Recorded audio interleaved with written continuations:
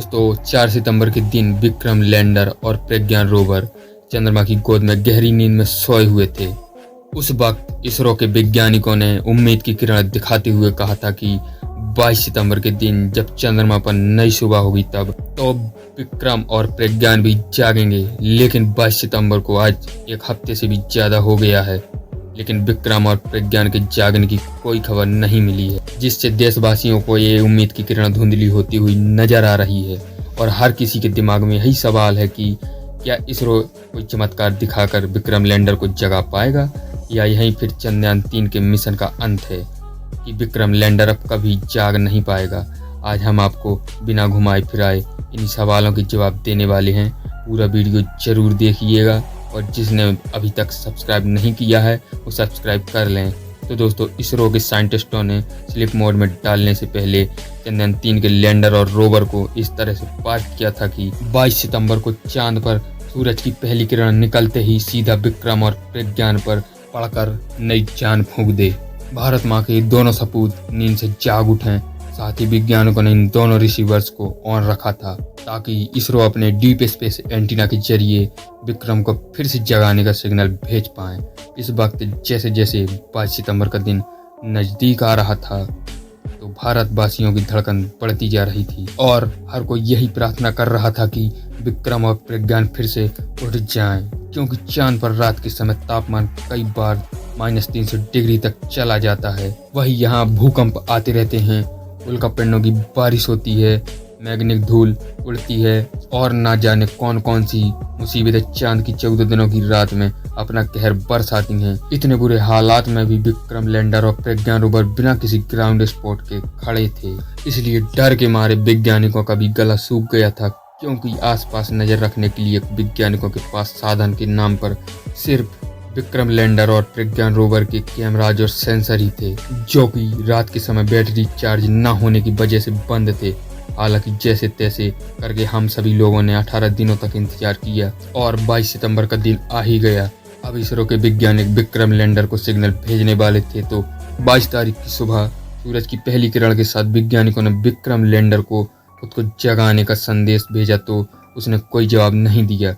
जिसके बाद दूसरा, तीसरा, चौथा ऐसा करके शाम तक वैज्ञानिक विक्रम को कमांड भेजते रहे, लेकिन विक्रम चुप था। जो देख वैज्ञानिकों ने बड़े दुख के साथ देशवासियों को बताया कि विक्रम हमारे कमांड का जवाब नहीं दे रहा है, लेकिन हम कोशिश नहीं छोड़ेंगे। दोस्तों, इसरो के इस मैसेज को 7 दिन से ज्यादा हो चुके हैं, लेकिन इसरो खामोश है। उन्होंने अभी तक इस मिशन का कोई अपडेट नहीं दिया है। तो क्या आखिर खेल खत्म हो चुका है या फिर इसरो कोई चमत्कार कर सकता है? आइए जानते हैं साथियों। वैज्ञानिक किसी चमत्कार को नहीं मानता है, वो सिर्फ भरोसा रखता है डेटा पर, और हम भी आपको झूठी उम्मीद नहीं देंगे। जो अभी डेटा हमारे सामने है उसको देखकर यही कहेंगे कि चंद्रयान 3 को अपनी याद में बसाने का समय आ चुका है। विक्रम और प्रज्ञान भारत के लिए बहुत कुछ किया, लेकिन अब हम उन्हें अलविदा कहने का समय आ चुका है।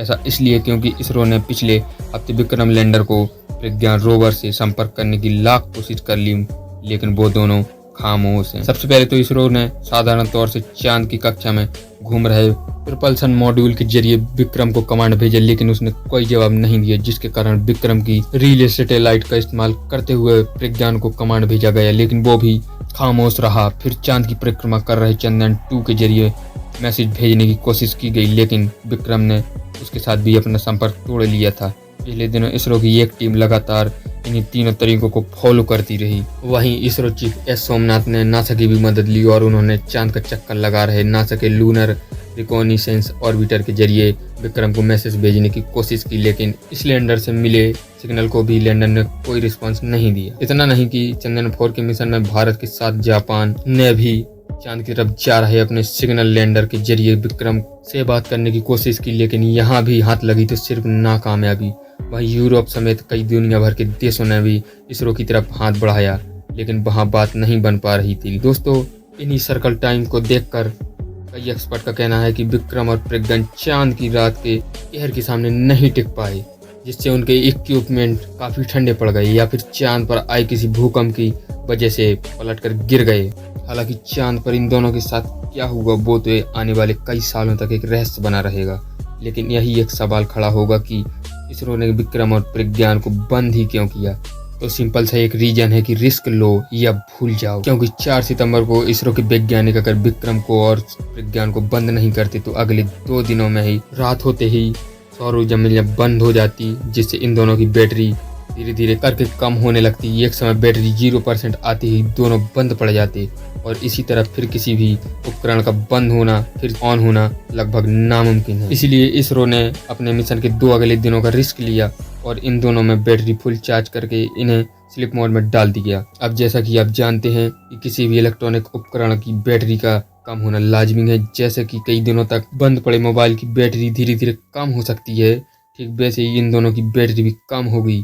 तो वैज्ञानिकों को पता था, लेकिन फुल बैटरी करके इन्होंने ये शॉट लिया था कि अगले 14 से 16 दिनों के बाद सूर्योदय होगा, उसकी कुछ % बैटरी बची रहेगी जो रिसीवर के जरिए हमसे संपर्क लेगी, जिससे विक्रम और प्रज्ञान सूर्य ऊर्जा से फिर से खुद को ऑन कर लेंगे, जिससे हम सेकंड मिशन के लिए एक्स्ट्रा 14 दिनों का समय निकाल सकते हैं। और अगर एक टेक्निक काम कर गई तो विक्रम और प्रज्ञान 4 से 5 सालों तक वे खुद को बंद चालू करके रिसर्च मिशन कर सकते हैं। अब यह वैज्ञानिकों ने जो दिमाग लगाया था वो वाकई में काबिल तारीफ था।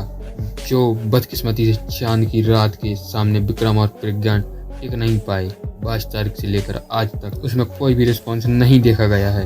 वैज्ञानिकों के हवाले से बताया जा रहा है कि जैसे जैसे ही सूर्य की धूप विक्रम और प्रज्ञान को और ज़्यादा गर्म करेगी, तभी ये दोनों फिर से जाग सकेंगे, क्योंकि खुद को गर्म कर -300 डिग्री से प्लस के 20 से 25 डिग्री सेल्सियस के तापमान पर पहुंचाने में इन्हें समय लगेगा। लेकिन अगर ठंड की वजह से इनका ये सिस्टम जाम हुआ पड़ा होगा तो ऐसा ही होगा। अगर कोई दूसरी दिक्कत आई होगी तो फिर ऐसा होना मुमकिन नहीं है, और इसका पता लगाने के लिए इंतजार करने के अलावा इसरो के पास कोई और दूसरा उपाय नहीं है। इसके अलावा तो कोई चमत्कार ही इन्हें जो जगा सकता है, और हम भी ऊपर वाली से यही दुआ करेंगे कि चमत्कार हो जाए और भारत माँ के दोनों जवान एक बार फिर से अंगड़ाई लें। दोस्तों, विक्रम और प्रज्ञान के एक बार फिर ना जागने की वजह से दुख तो सभी को है, लेकिन हम आपको बता दें कि लैंडिंग से लेकर डिस्कवरी तक इन दोनों ने अपने मिशन में 110% सफलता हासिल की है और दुनिया में भारत का नाम गर्व से ऊंचा किया है। और चंद्रयान 3 के मिशन में सफलता के बाद ही दुनिया की सभी स्पेस एजेंसी इसरो के साथ काम करना चाहती हैं।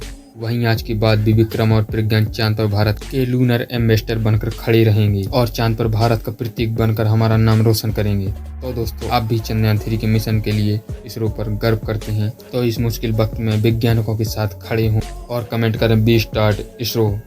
ये वीडियो अच्छा लगा हो तो जल्दी से इस वीडियो को लाइक और चंद्रयान 3 से जुड़े लेटेस्ट अपडेट पाने के लिए हमारे चैनल को सब्सक्राइब कर लें, पास वाली घंटी जरूर दबाएं। तो मिलते हैं फिर किसी ऐसी इन्फॉर्मेटिव वीडियो में, तब तक के लिए धन्यवाद। जय हिंद, जय भारत।